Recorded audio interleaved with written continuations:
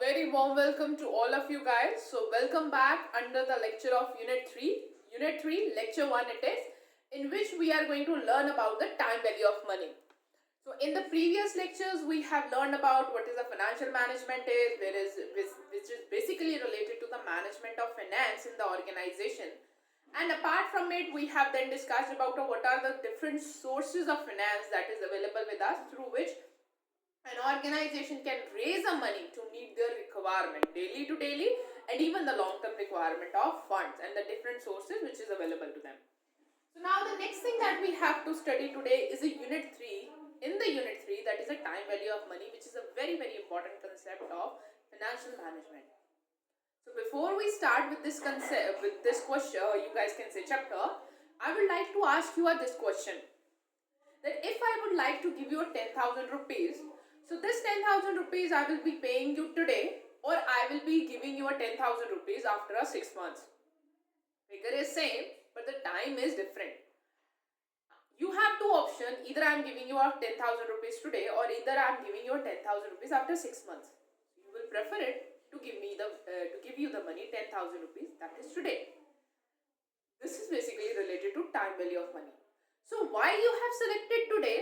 Because you know that the today money that is in your hand is of a better value than the tomorrow money that you are going to receive in the future. Why? Because the value of money changes with time. So means here if I talk about value, it doesn't mean that if the amount on that note is of 2,000 rupees, so it ultimately change itself into 1,000 by staying in your cupboard. No, the amount is going to be of 2,000 only. Means, but the number of things that you can purchase from this 2,000 rupees will reduce. So which ultimately lead to the reduction in the value of the money. This is what the concept is, a time value of money. Somewhere we all are very much familiar with the time value of money because it is very much applicable in our life. Again, if I change an example like this, for example, I am giving you an option that I will be giving you 10,000 rupees today, or I will be giving you 12,000 rupees after 6 months. So means 2,000 extra if you wait for a 6 months period. Now again, there is a question in your mind that whether I should receive 10,000 now or 12,000 after 6 months. You may again choose 10,000 rupees today. Why? Because the 12,000 rupees that you are receiving after a year or a 6 months will not have that much value which is a 10,000 rupees have today. This is what the thing is related to time value of money. I hope so you guys are clear with it. So the today's lecture objective is to discuss the compound value of the concept and discuss the discount value of that concept. So before we come to compound and discounting, you guys have a very much need to understand what is a time value of money. So these compounding and discounting concept is very much used in the financial management. Why? Because you have to finance the things, you have to invest the things in a project whose period is of 10 years, going to give you a return after a 3 years, 4 year or 5 year periods. So you have to see whether you should invest in that project or not. So for that we are going to use the compounding and the discounting techniques. And before we go into it, let's again give to the insights of the time value of money. So let's start with it. It has been explained in the preceding unit that the maximization of the shareholder wealth is basic objective of financial management. So we have already discussed that when we discuss or study the financial management, under the financial management we basically deals with the two objectives. One is a profit maximization and the other is the wealth maximization of our shareholders. So because of some of the drawbacks of a profit maximization, we choose the wealth maximization as an ultimate objective of our in the financial management. So this requires him to take appropriate decision on financing, investment and dividend. While taking three decisions, the financial management has to keep in mind the time value of the money, the time factor of that money, so that the wealth of the shareholders is maximized. So it's not like this that you can invest in any of invest project like this. For example, there are two projects in front of you. There is a project, there is a B project. A project is going to give you a return of 4 lakh rupees after 3 years, and the B project is going to give you a return of 6 lakh rupees after 7 years. So now there is a B project is giving you a more return, that is of a 7 lakh rupees, or let's say 6 lakh rupees, but it is after 7 years, or 4 lakh rupees after 4 years or 3 years. So this is where the time value of money concept is applicable. When interest on fund is raised while having to be paid, when return on investment will be received, whether it will be received in considerant basis otherwise. So basically there are so many questions in which time value of money is there. All this require the financial managers know about the various valuation concept, that is a compound value concept, annuity concept. I think you guys might have studied about this concept, that is annuity. So annuity is basically annually, and it is basically related with the insurance policies. So annuity is there, PV values are there, that is the present value concept. So that's why it's become very important for any of a financial manager to know about compounding. PV value means how to compute the present value of something, and then an annuity concept also. So all these concepts are basically depend upon the time value of money, and these are the very very important concept that you have to keep in your mind while you're doing the financial management. Without understanding these concepts, you will not be able to do the financial management in a proper way. So now let's start the next thing, that is a time value of money. Let's start with the meaning.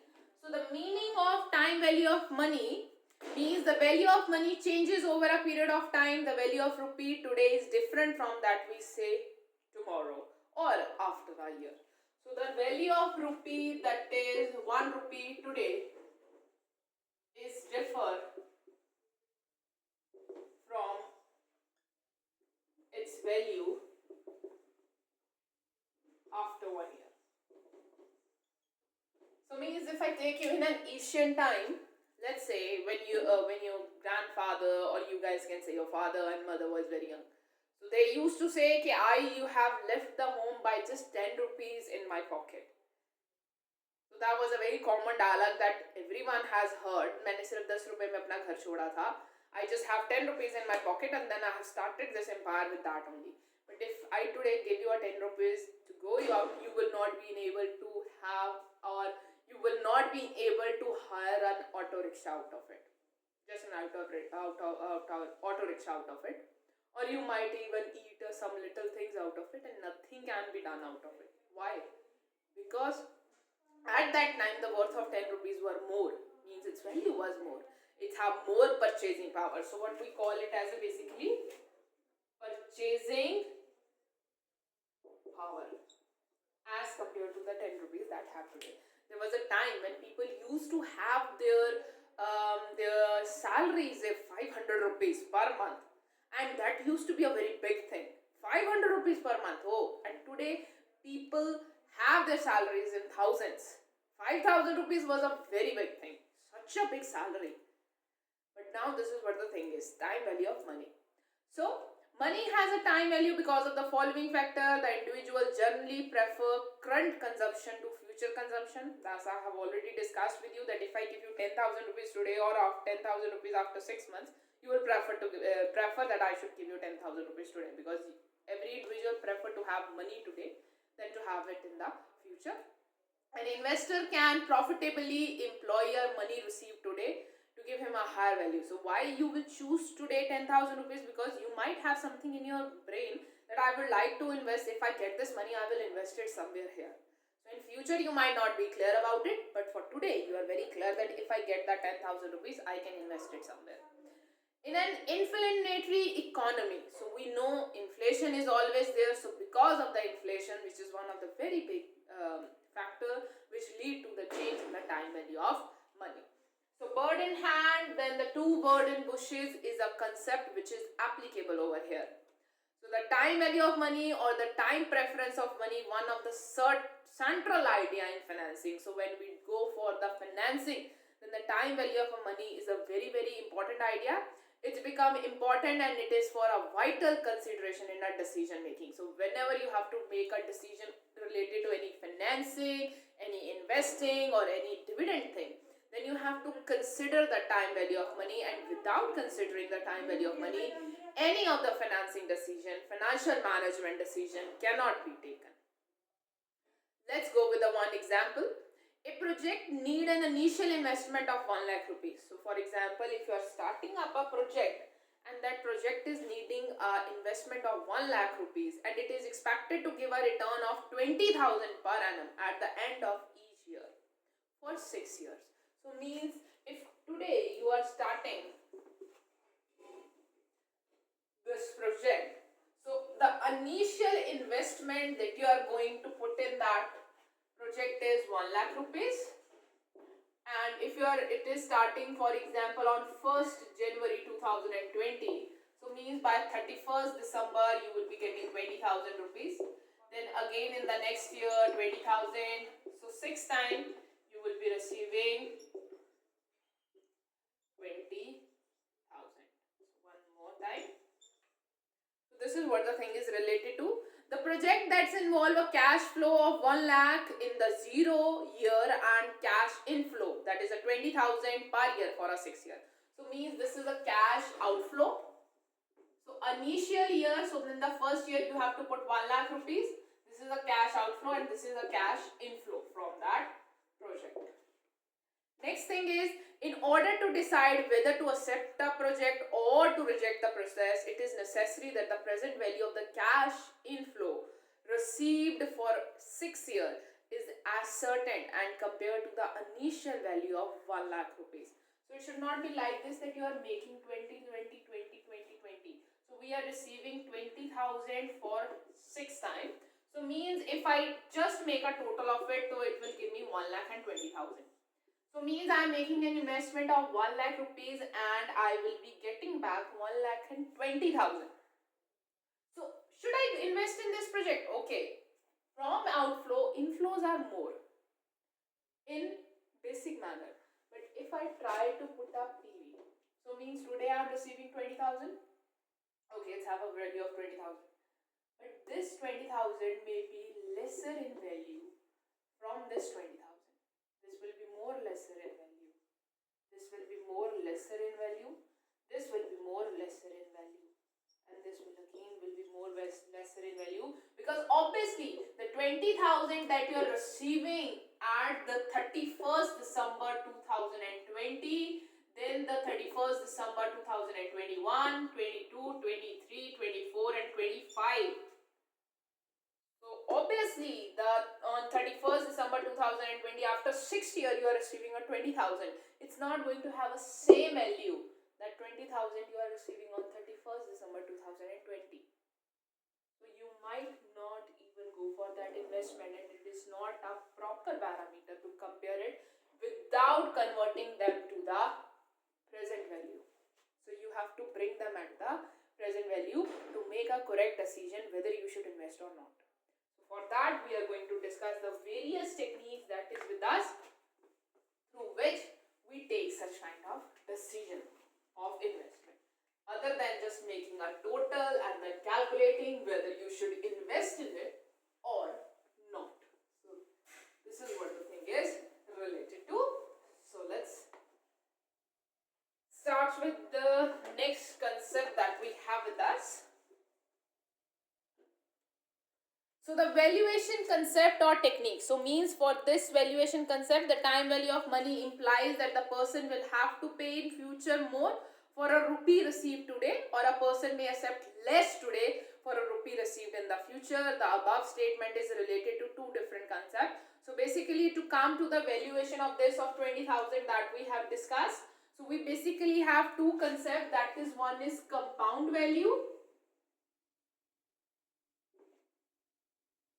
or next we may have is a discount value. So now what is the difference between compound value and discount value? With the one statement, compound value means a person will have to pay in future more for a rupee received today. So means you have to pay more of a value for the rupee that you are receiving today, that is a compound value, and for a person who may have to be paid less today for the rupee to be received in the future. So this is compounding and discounting. They are totally opposite of each other. They are opposite. So means if anybody asks you a question, what is the opposite of compounding? It is discounting. And if anybody asks you what is an opposite of discounting, that is compounding. So let's start with the first concept first, that is a compounding value concept, and then we will move to the discounting value concept. In this, we basically use the tables, like we generally have tables of NBT table that might be available to you guys in the back of your book. Otherwise, on the Google, you guys can search it out there, and there you guys can get the PV table also and NBT table also. So you guys can download these tables. So these tables will also be available to you guys in your exams. If in exams these tables are not available, you have full right to ask these tables to be shown to you so that you can get the value, or otherwise the values are generally given in the questions also. So that is also there. So let's start. So first of all, we are going to discuss about the compound value concept. So we have compound value concept. So in this concept, the interest earned on the initial principal amount become a part of the principal at the end of the compounding period.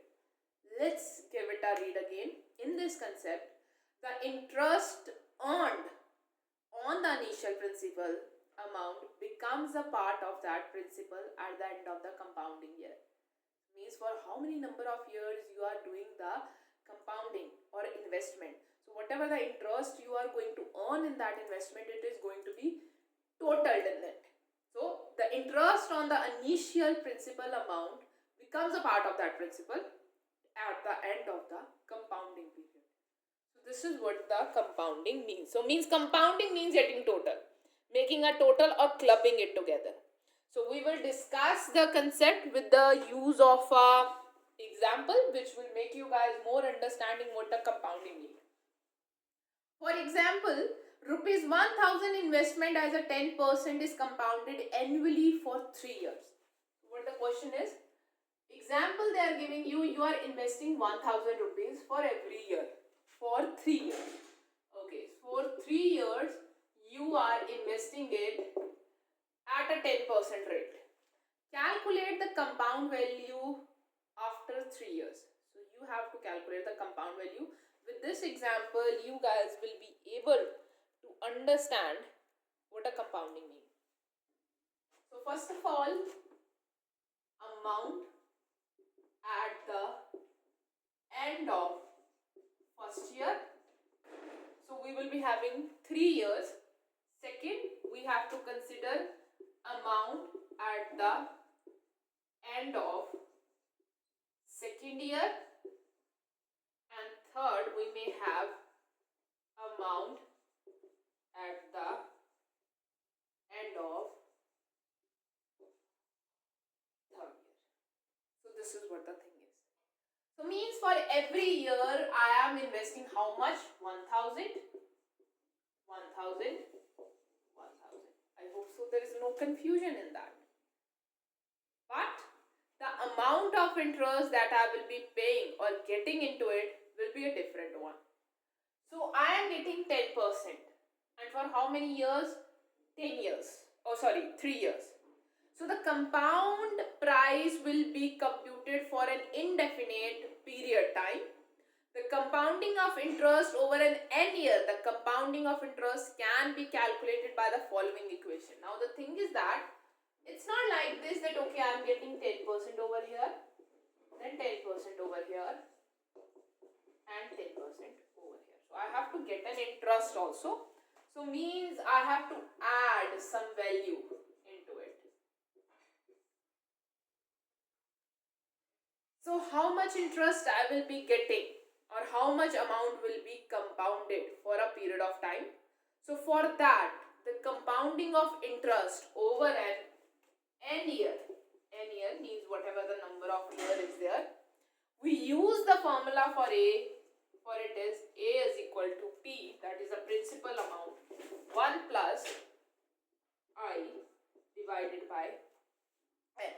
So this is what the formula that we use for the computation of it, and what this formula is basically mean of. Let's rub it off and discuss this thing again. Just a moment. So we have number of things that is given to us, and we have to make this investment for 3 years period. And it's not like this, I have to make a total compounding, that how much amount is to be paid for that.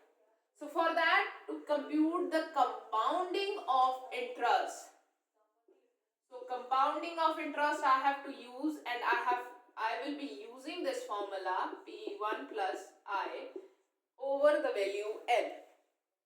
But what this formula means, A is equal to, I want to calculate amount at the end of period.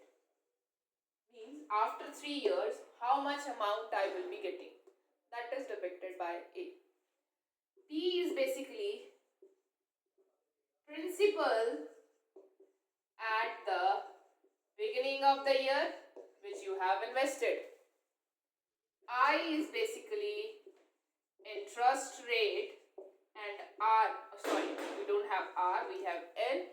N is the number of years. So by using this formula, we will be computing the rate over here. So means if I move back to this example, so let's see how much compounding of interest or the compounded value we will be getting after 3 years. Let's see up to this. It should not be like this, 10,000 for 3 years, 1,000 for 3 years, so 3,000 plus some interest of 10%, 10% over there. So you can compute it following this formula. So it is amount I will be getting is A. How much I am investing is 1,000. Then I have I, that is an interest rate that is of a 10%. 1 plus I. So it is 1 plus I. So it is 1 plus 10%. So I can even put it up as 0.10 for 3 years. So I can use this formula to get the compound value, that how what I will be receiving. So A will be equal to 1,000, 1.10 for 3, and with this 1,331 will be the compound value. So this is the value that you will be receiving after 3 years. This is the compound value. This will be the consideration of interest that you will be receiving by the compounding of the value that you will be receiving after the 3 years, or for the 3 years you have to put up this much money. So now the next thing is that multiple compounding period. So before you get confused, it is like that. Now what does the compounding means? That if you are paying 1,000 rupees today, so means for first year you are paying 1,000 rupees. So means for second year you will not be able to pay the 1,000 rupees. Why?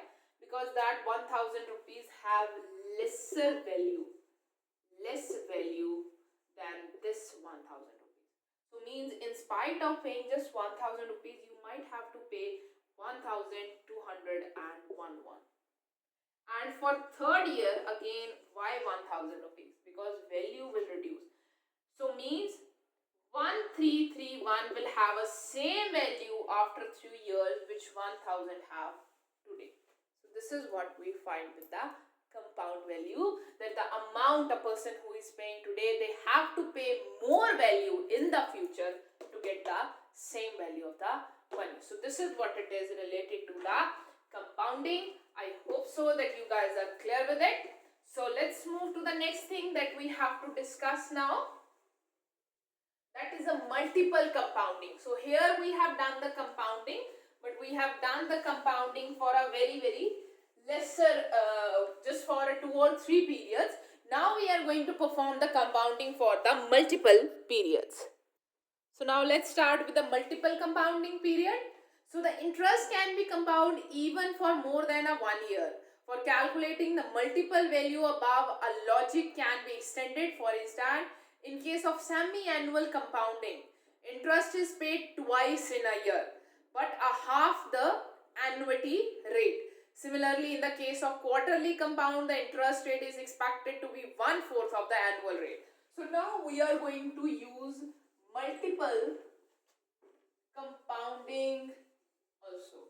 So basically, sometime when you talk about annually, so annually means interest will be there for once every year. So for every year, once in a year there will be interest. But sometime the amounts are even paid semi-annually, so means half yearly. So then there will be half of the interest that is to be paid. So means half of the annual rate will be there. And when we talk about sometime even there is a quarterly, so then 4/4 of the annual rate will be there. So this is why you have to consider while calculating the multiple compound rates. So in the multiple compound rates, we are going to use the formula that will be used for the computation of a multiple. Just a moment. For the use of multiple rate will be as follow. That is, A we want to compute, P is the principal that you are going to invest in the first year, 1 will be there, I by M, that is a number of divisions, then M into N. So we are very much familiar with all the things, just we are not familiar with this M. So A is basically the amount after a period, so 10 years or 3 years period or 5 years period. P is principal, so it is the amount at the beginning, not principal, sorry, it is the amount at the beginning. Then we have I, which is the interest rate. Then we have N, that is a number of years, and then we have M. And M presents number of time per year compounding is to be made. Number of time compounding in a year. When the amount is sometime paid half yearly, or when the amount is sometime paid 4 times in a yearly. So means if you want to compute for a 1 year, or when there is just amount is paid once in a year, then the simple formula for compounding is this. So then we don't have M, because then the M value will be 1. So automatically it will not affect us. So let's do one, let's move to the question that we will be able to do. Mr. Manoj invests 500, 1000, 1500, 2000 and 2500 at the end of each year. Calculate the compound value at the end of a 5 year. So now we have to calculate the compound value at the end of a 5 year using this formula. So now he is making a payment once in a year.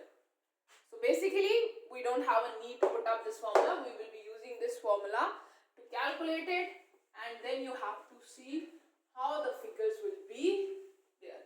So let's start with it.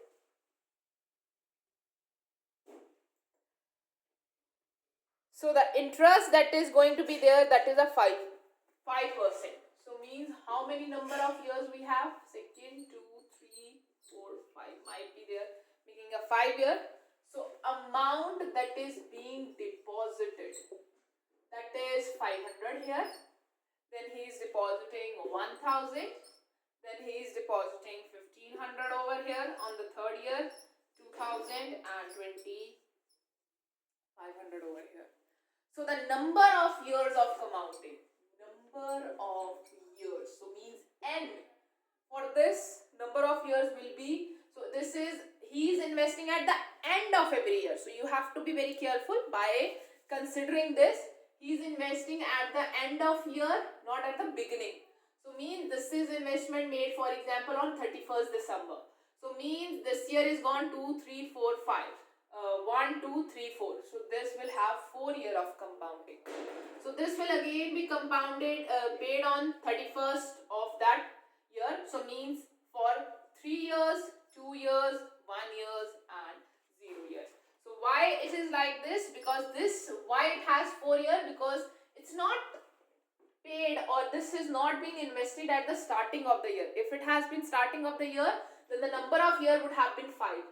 This has been invested at the end of the year. So you have to be very careful whether the investment has been made in the beginning or at the end.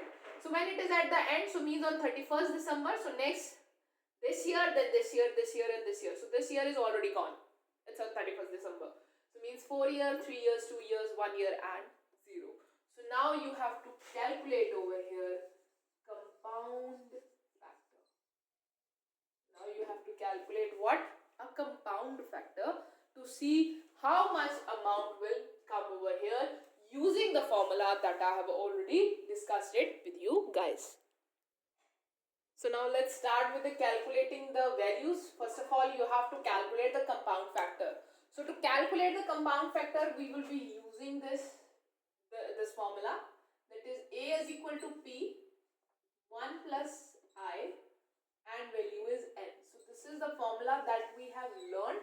So we will be using this formula to calculate the compound value, or what you guys can do is you guys can see the compound table also, or otherwise you guys can calculate it like this. So very simple to calculate. The amount over here is 500. Calculate the compound factor.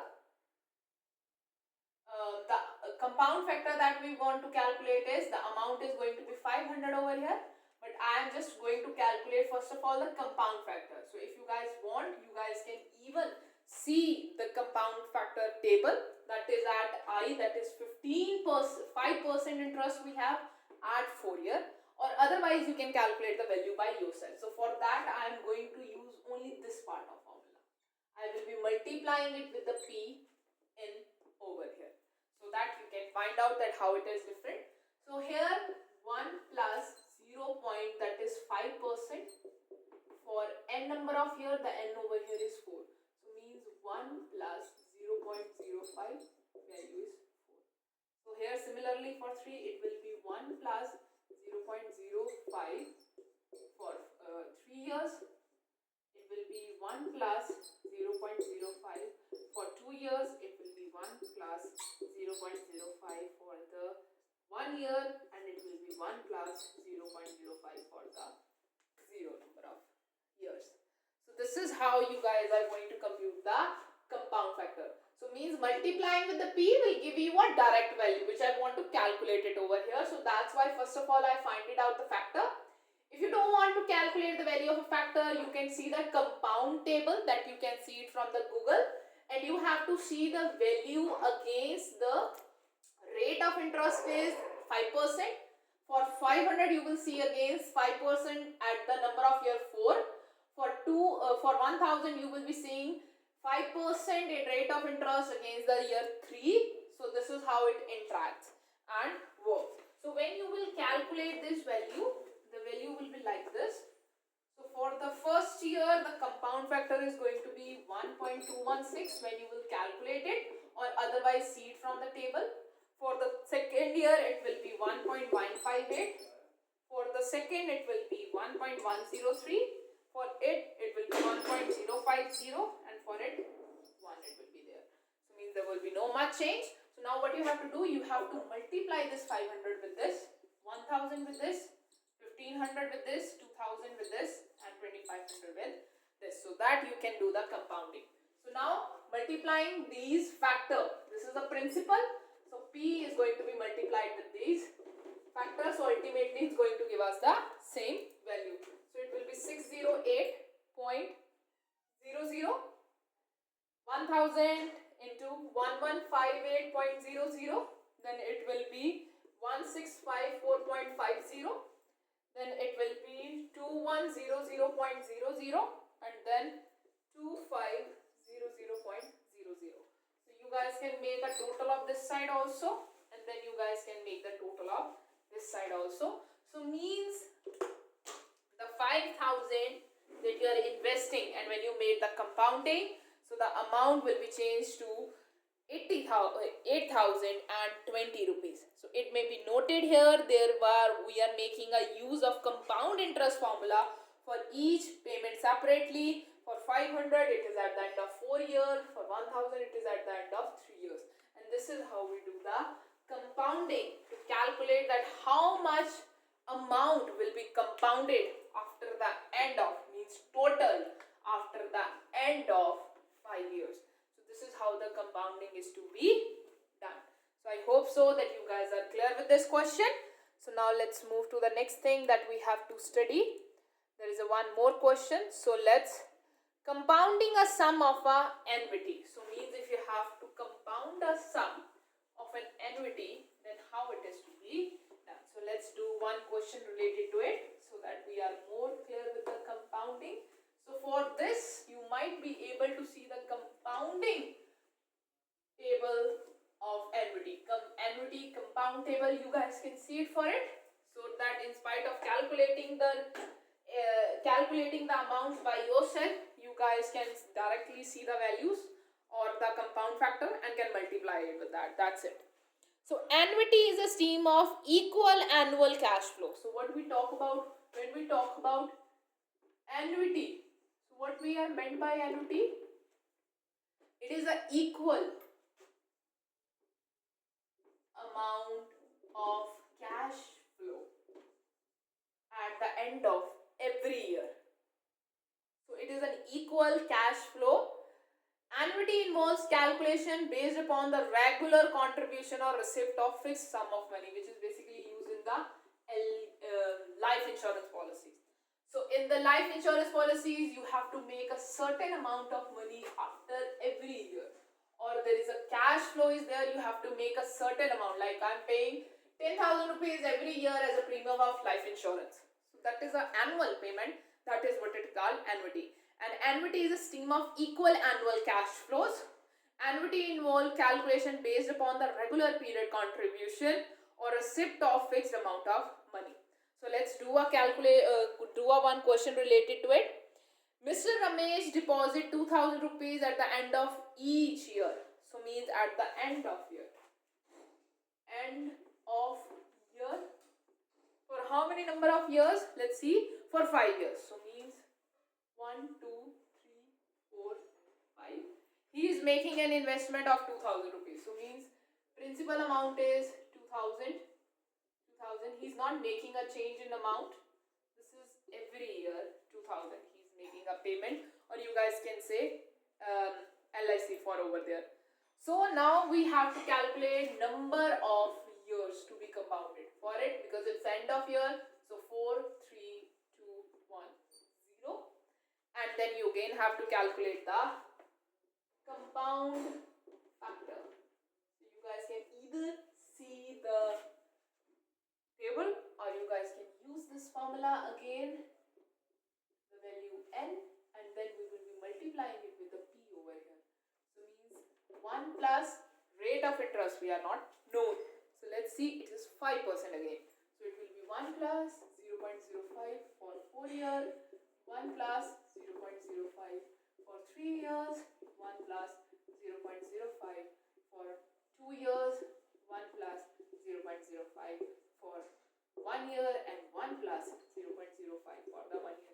It is going to be 1.216, or 5 is going to be 1.158.